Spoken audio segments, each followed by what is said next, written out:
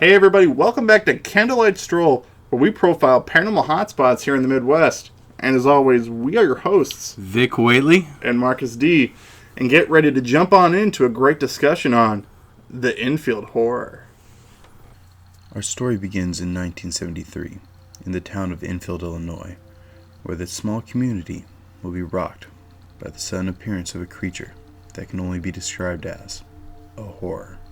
Around 9 o'clock at night, a young man named Greg Garrett was playing in his backyard when he spotted something extremely unusual. A small, 3 to 4 foot tall, gray, slimy-looking creature with sharp claws approached him and quickly attacked him, tearing at his feet and destroying his tennis shoes. The child quickly retreated away. About 30 minutes later, in a neighboring house, Henry McDaniel and his wife were returning home. Upon entering, he found his 2 children, Lil and Henry, in hysterics, saying that something had been scratching at the door and trying to get in through a window-mounted AC unit. Not believing his children's story, the father decided to investigate the property. And this is where we get our first full description of the horror. Henry McDaniel described what he ran into as being a 3 to 4 foot tall, gray-skinned creature with 3 legs, 2 tiny arms, and large pink eyes, the size of flashlights. Being that the horrifying creature was attempting to enter his house, he did the only reasonable thing, and went inside and got his .22 pistol, where he discharged it at the creature several times, and was certain made contact with many of the bullets. The creature, instead of stumbling over in pain or collapsing, simply began to hiss and beat a retreat into the night. These were the most pivotal sightings of the creature, although not the last, as several days later, a group of 4 men, one of them from Kokomo, Indiana, spotted a gray, lumbering creature outside a nearby abandoned house. So this was a really cool story, guys, and I'm finally happy that we're getting to talk about something paranormal from Illinois. It's been 13 episodes, and what better thing can we talk about than the Enfield Horror? And one of the coolest things about the Enfield Horror is this huge media circus that culminates after the story comes out about it. There were tons and tons of people flocking to Enfield in order to investigate this thing that Henry McDaniel saw. So much so that the sheriff of Enfield had to threaten Henry McDaniel to put him in jail if he continued to talk about the story. Yeah, and it wasn't just like news reporters and things like that. There were even monster hunters showing up, trying to hunt this thing down.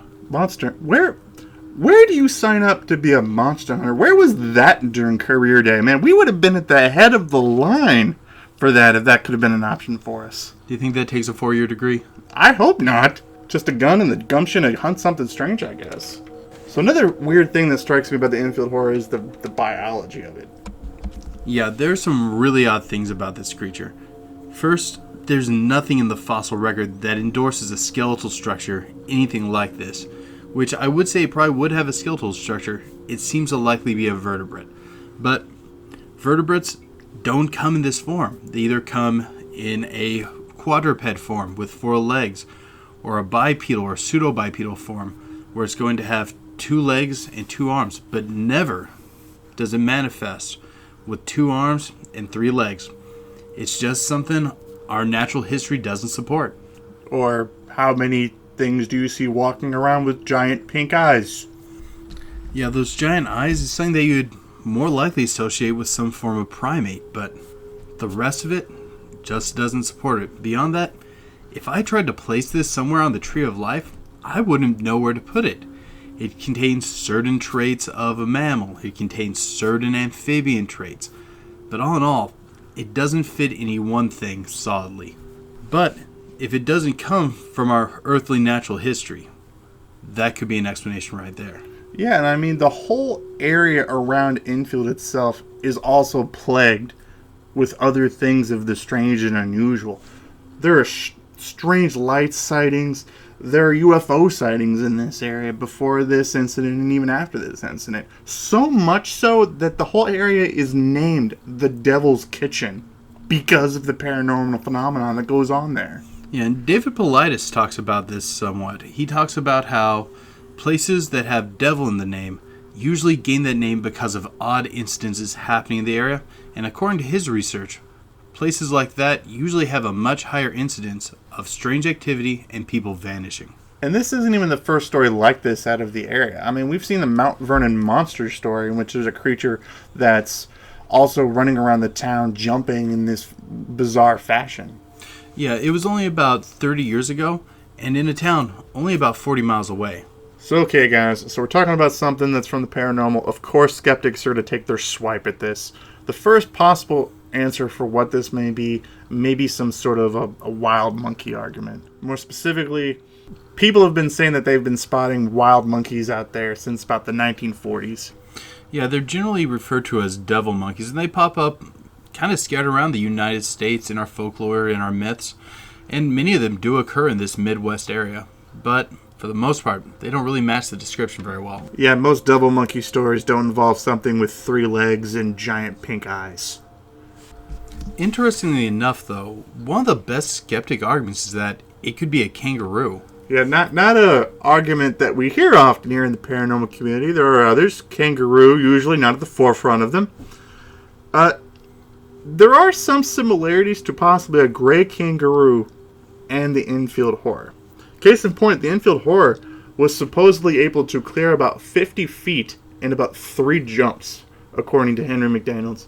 So, a gray kangaroo average running jump can get them about 25 feet. So this is fully feasible for a kangaroo.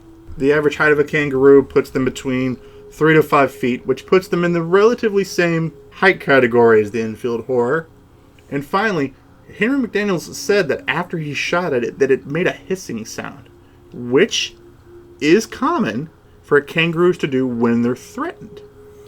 The biggest critique to this argument is there's some pretty detailed sketches of the footprints and records of them, and they don't really match the footprints of a kangaroo. Kangaroos have very distinct sort of footprints, and the foot pads aren't the right shape, and it has far too many toes. Yeah, this is where the skeptic train gets pretty derailed, because the Enfield Horror's tracks were described as being, there was 6 pads on their feet, and kangaroos nowhere near that. The other issue is a kangaroo is a very distinct looking creature, very pronounced ears, very pronounced face, and notable neck. All characteristics not common to the Enfield Horror. And not to mention, Henry McDaniel swore up and down that he was absolutely positive he did not see a kangaroo. Also, he was pretty much positive that he hit the thing several times. I'm pretty sure kangaroos are not bulletproof. Hey, let me fact check that. Nope, not bulletproof. This was a pretty weird case. Marcus, what do you think? At the end of the day, I don't think that this was some wild monkey. I don't think that it was a kangaroo. It's just bizarre. I don't think that we're necessarily dealing with something that's terrestrial. Yeah, this thing, there's a reason they call it a horror. It's so hard to place what this thing could be. Even in folklore, it's hard to find things that match up with it. And I kind of lean with you on this one. If it's a biological entity, I don't think it's terrestrial. But we'll let you guys argue that out in the comments below. Hey guys, thank you for tuning in to our most recent Candlelight Stroll. So happy to finally do something so great from Illinois, talking about the Enfield Horror. Such a great topic. And the research on this one was really fascinating. It's such a great story for us to look into. We're really happy that we got to do this. Please let us know your opinions on the Enfield Horror in the comments below. And we need to give a big shout out to 2 amazing interviewers. Yes, Lil and Fitz from Knock Once for Yes was a great podcast that we got to be a part of. We're going to put the link to their website below. Check them out. Give these guys support. These guys were amazing. They're phenomenal. Give them your support, guys. But don't forget, keep believing. Because we'll keep listening.